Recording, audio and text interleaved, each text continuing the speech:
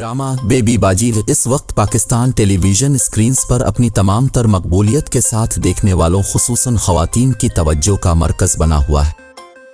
गुज़िश्ता रोज़ नशर होने वाली 61 क़िस्त ने रेटिंग्स के तमाम रिकॉर्ड तोड़ दिए हैं, क्योंकि इसमें बेटों की बेइतनाई के बाइस जहां ओल्ड होम जाने वाली बेबी बाजी का छोटे बेटे वलीद के साथ जज्बाती मिलापे दिखाया गया, वहीं जमाल सऊद काज़मी के अपनी अहलिया और बेबी बाजी की इंतहाई झगड़ालू बहुज़रा जवेरिया सऊद को मारे गए थप्पड़ ने भी देखने वालों के जज्बात गरमा दिए।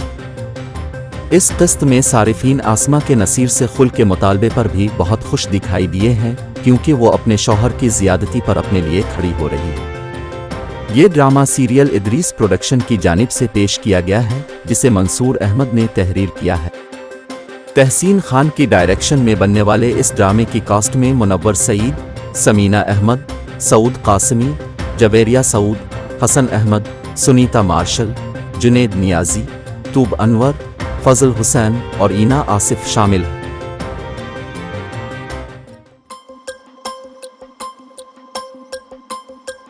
हुकूमत ने नॉन एक्टिव टैक्स फाइलर्स के लिए विदहोल्डिंग टैक्स की शरह तब्दील कर दी। Federal board of revenue (FBR) के मुताबिक नॉन एक्टिव टैक्स फाइलर पर एक दिन में 50,500 रुपये निकलवाने पर 303 रुपये टैक्स लगेगा, जबकि इससे जायद और 55,000 से कम रकम निकलवाने वाले नॉन एक्टिव टैक्स फाइलर पर 330 रुपये टैक्स लगेगा।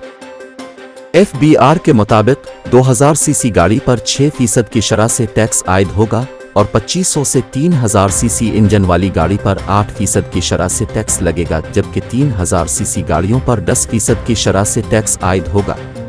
FBR का कहना है कि हुकूमती इदारे और पाकिस्तान में मुकीम गैर मुल्की सिफारतकार इस टैक्स से मुस्तसन होंगे। नॉन रिहायशी पाकिस्तानियों के लिए ATM और डेबिट कार्ड से अदायगी पर टैक्स की शरह 5% कर दी गई है।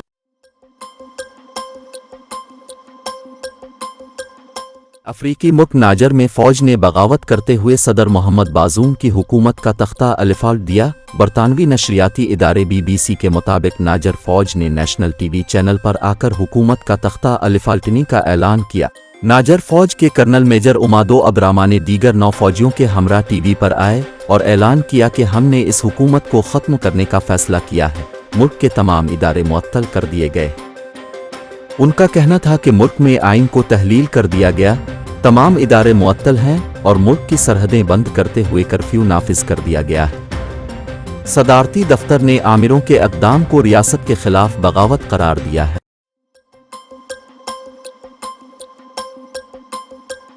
मानसून का मौसम हर साल अपने साथ बहुत सी ऐसी वबाई अमराज लाता है जिन्हें बहुत से लोग जानते तो हैं, लेकिन उनसे बचाव के लिए मुख्तलिफ तदाबीर के बारे में उन्हें इल्म नहीं होता। ये बात सब के इल्म में है कि जब भी बारिशों का मौसम आता है तो मुख्तलिफ बीमारियां सर उठा लेती हैं। ख़ास तौर बच्चे इन बीमारियों का आसान हदफ होते हैं। बच्चों को उन फैलने वाली बीमारियों से कैसे बचाया जाए, इस हवाले से माहिर अमराज अतफाल डॉक्टर आतिफ मंसूर ने चंद एहतियाती तदाबीर और इलाज से आगाह किया। उन्होंने बताया कि बारिश के बाद चूँकि गंदगी बहुत ज़्यादा हो जाती है, जो उन बीमारियों का सबसे बड़ा सबब है, और बारिश के मौसम में डायरिया, टाइफाइड और डेंगू, मलेरिया भी बहुत तेज़ी से फैलते हैं। डॉक्टर आतिफ ने कहा कि अगर बच्चे को बुखार हो गया है तो उसे पैरासिटामोल दें और 2 दिन तक इस बात पर गहरी नज़र रखें कि बुखार उतरा या नहीं। अगर बुखार नहीं उतरे तो फौरी तौर पर डॉक्टर से रुजू करें। बच्चे को अगर वायरल बीमारी होगी तो वो 2 दिन में ठीक हो जाएगी, बसूरत दीगर बीमारी शदीद नौयत की हो सकती है।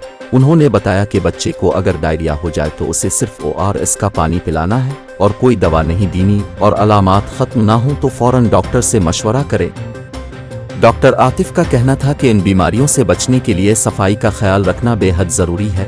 बच्चों को खाना खाने से पहले, बाद में और बाथरूम के इस्तेमाल के बाद अच्छी तरह हाथ धोने की आदत लाजमी डालें। भारत कार और मोटरसाइकिल के दरमियान खौफनाक तसादुम की वीडियो सोशल मीडिया पर वायरल हो गई। भारतीय मीडिया रिपोर्ट्स के मुताबिक रियासत कर्नाटक के रायचूर जिला में तेज रफ्तार कार और मोटरसाइकिल के तसादुम के दौरान तालिब इल्म जद में आ गए। खौफनाक हादसा गुज़िश्ता दिनों रायचूर में सरमराम मंदिर के करीब पेश आया। वीडियो में देखा जा सकता है कि तालिब इल्म सड़क किनारे स्कूल से ऑफ टाइम के बाद घर जा रहे हैं। इसी दौरान एक मोटरसाइकिल सवार कार को देखे बगैर यू टर्न लेता है। موٹر سائیکل اور کار میں تصادم ہوتا ہے۔ اس دوران گاڑی ڈرائیور کے قابو سے باہر ہو جاتی ہے اور طالب علم اس کی زد میں آ جاتے ہیں۔ ویڈیو میں آس پاس کی دکانوں کے لوگوں کو طالبات کی طرف بھاگتے ہوئے دیکھا جا سکتا ہے، تاہم کار سوار موقع سے فرار ہو گیا۔ بھارت میں ایک اور نیوز چینل نے آرٹیفیشل انٹیلیجنس مصنوعی ذہانت پر مبنی نیوز اینکر متعارف کرا دی ہے، جس کا نام لیزا رکھا گیا ہے۔ ٹیکنالوجی کی تیز رفتاری ترقی کے ساتھ ہی دنیا بھر میں آرٹیفیشل انٹیلیجنس مصنوعی ذہانت کا مختلف شعبہ جات میں استعمال بڑھتا جا رہا ہے، جس میں شعبہ صحافت بھی شامل ہے۔ کئی ترقی یافتہ ممالک میں تو اے آئی نیوز اینکرز اور نمائندے متعارف کرائے جا چکے ہیں، مگر اب یہ رجحان بھارت میں بھی پنپ رہا ہے اور ایک اور نیوز چینل نے اے آئی نیوز اینکر کو ٹی وی اسکرین پر متعارف کرا دیا ہے۔ ترقی کی جانب قدم اٹھانے والا یہ او ٹی وی چینل بھارتی ریاست اوڈیشہ میں ہے، جن سے حال میں ایک ویڈیو میں اپنی مصنوعی ذہانت سے آراستہ نیوز اینکر کو متعارف کرایا۔ خود اعتمادی سے خبریں پڑھتی اس اینکر کو لیزا کا نام دیا گیا ہے، جس کو دیکھ کر محسوس بھی نہیں ہوتا کہ خبریں پڑھنے والی خاتون کوئی انسان نہیں بلکہ مصنوعی ذہانت کی حامل روبوٹک اینکر ہے۔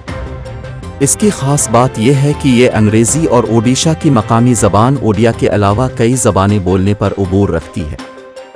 واضح رہے کہ بھارتی صحافت کے شعبے میں اے آئی پر مبنی نیوز اینکر لیزا مصنوعی ذہانت کی حامل پہلی نیوز اینکر نہیں ہے، بلکہ رواں سال مارچ میں ہی بھارت کے بڑے میڈیا گروپ انڈیا ٹوڈے نے بھی سنا کے نام سے مصنوعی ذہانت سے آراستہ روبوٹک اینکر متعارف کرا چکا ہے۔ اس سے 2 سال قبل چین نے بھی پہلی اے آئی نیوز اینکر اشانوا کو ٹی وی اسکرین پر اتارا تھا، جو 3D میں انسانی آوازوں، اشاروں اور طرز عمل کی ہو نقل کرنے کی صلاحیت سے مالا مال ہے۔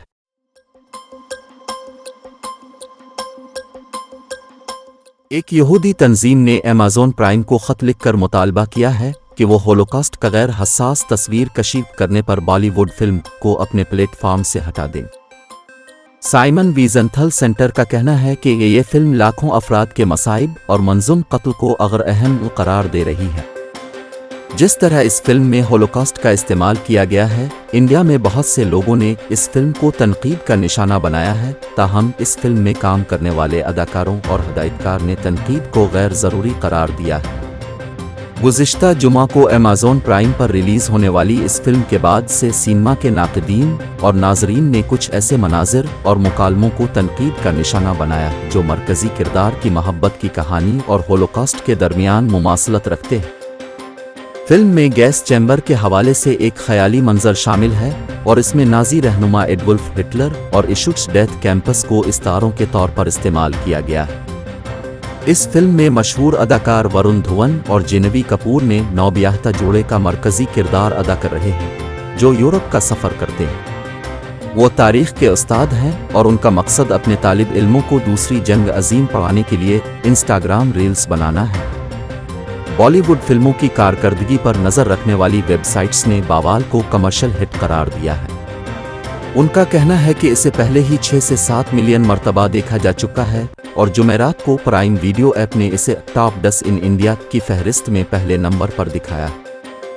لیکن جب سے اس کی ریلیز ہوئی ہے، فلم غلط وجوہات کی بنا پر خبروں کی زینت بنی ہوئی ہے، اسے زیادہ مثبت جائزے نہیں ملے اور ناقدین نے نشاندہی کی ہے کہ ہولوکاسٹ کی تصاویر اور مکالمے کا استعمال خراب تھا۔ ایک منظر میں انسانی لالچ کو بیان کرنے کے لیے استعارے کے طور پر ہٹلر کو استعمال کیا گیا ہے، جس میں جینوی کپور نے جو کردار ادا کیا ہے وہ یہ کہتا ہے، ہم سب ہٹلر کی طرح، کیا ہم نہیں ہیں؟ ایک اور مثال میں وہ کہتی ہیں کہ ہر رشتہ ان کے ایشوٹس سے گزرتا ہے۔ نازی جرمنی کے سب سے بڑے ڈیتھ کیمپ کا حوالہ تھا جہاں تقریباً 10 لاکھ یہودی مارے گئے تھے۔ کیمپ میں ہونے والی ہولناکیوں کی یاد تازہ کرنے کے لیے ہیرو اور ہیروئن کو ایک گیس چیمبر کے اندر دکھایا گیا ہے، جہاں ان کے ارد گرد ایسے لوگ موجود ہیں جو چیخ رہے اور ان کا دم گھٹ رہا۔ منگل کے روز یہودی انسانی حقوق کی تنظیم سائمن ویزنتھل سینٹر نے بھی اس تنقید میں حصہ لیا اور اس نے ایک بیان میں کہا کہ ایشوٹس کو استعارے کے طور پر استعمال نہیں کیا جانا چاہیے کیونکہ یہ انسان کی برائی کی صلاحیت کی بدترین مثال ہے۔ بیان میں کہا گیا ہے کہ اس فلم میں یہ کہہ کر کہ ہر رشتہ ان کے ایشوٹس سے گزرتا ہے، نتیش تیواری ہدایتکار نے 60 لاکھ مقتول یہودیوں اور ہٹلر کی نسل کشی کے ہاتھوں متاثر ہونے والے لاکھوں دیگر متاثرہ افراد کی بے عزتی کی۔ اس کا مزید کہنا تھا کہ اگر فلم ساز کا مقصد نازی ڈیتھ کیمپ میں مبینہ طور پر ایک فینٹسی سین کی عکس بندی کر کے اپنی فلم کے لیے تشہیر حاصل کرنا تھا تو اس میں کامیاب ہو گئے۔ بیان میں ایمیزون پرائم سے یہ بھی کہا گیا ہے کہ وہ فلم کو مونیٹائز کرنا بند کرے اور اسے فوری طور پر اپنے پلیٹ فارم سے ہٹا دے۔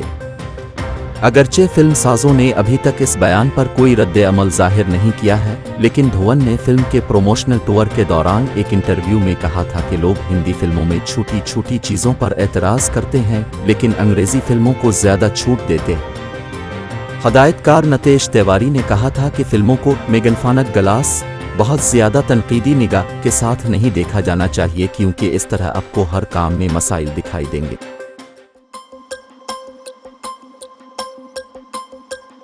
افغانستان میں عبوری حکومت سنبھالنے والی طالبان انتظامیہ نے خواتین کے بیوٹی پارلر بند کرنے کے بعد مردوں کے نکٹائی لگانے پر بھی پابندی عائد کر دی۔ اس حوالے سے رہنمائی ڈائریکٹریٹ کے سربراہ محمد ہاشم شہید ورور کا کہنا ہے کہ بعض اوقات جب میں اسپتالوں اور دیگر علاقوں میں جاتا ہوں تو ایک افغان مسلمان انجینئر ڈاکٹر گردن کی پٹی استعمال کرتا ہے۔ انہوں نے ٹولو ٹی وی پر نشر ہونے والی ایک تقریر میں کہا کہ ٹائی کی علامت اسلام میں واضح ہے۔ ٹائی کیا ہے؟ یہ صلیب ہے۔ شریعت میں حکم دیا گیا ہے کہ آپ اسے توڑ دیں اور ختم کر دیں۔ طالبان حکام نے اگست 2021 میں اقتدار سنبھالنے کے بعد سے مردوں پر لباس کا کوئی ضابطہ نافذ نہیں کیا تھا لیکن خواتین کو عوامی مقامات پر باہر نکلتے وقت حجاب پہننے کا پابند کیا تھا۔ طالبان کے قبضے کے بعد افغانستان میں مغربی لباس بہت کم پہنے جاتے ہیں لیکن کچھ پیشہ ور افراد اور ٹی وی چینلز پر نیوز ریڈرز اب بھی کالر اور ٹائی پہنتے ہیں۔ خیال کیا جاتا ہے کہ یہ ٹائی 17ویں صدی میں سامنے آئی تھی اور فرانسیسیوں نے اسے فیشن اسٹیپل بنا دیا تھا۔ پچھلی افغان انتظامیہ نے بھی آبادی کم از کم حکام پر لباس کے ضوابط نافذ کرنے کی کوشش کی۔ سال 1979 میں شروع ہونے والے ایک دہائی طویل سوویت قبضے کے دوران سین روکری ملازمین کے لیے روایتی لباس پہننے کی حوصلہ شکنی کرتے ہوئے ان سے سوٹ پہننے کے لیے کہا گیا تھا۔ سابق صدر اشرف غنی، جو 2021 میں طالبان کے اقتدار سنبھالنے کے بعد ملک سے فرار ہو گئے تھے، نے بیرون ملک مغربی لباس اور اندرون ملک روایتی لباس کو ترجیح دی۔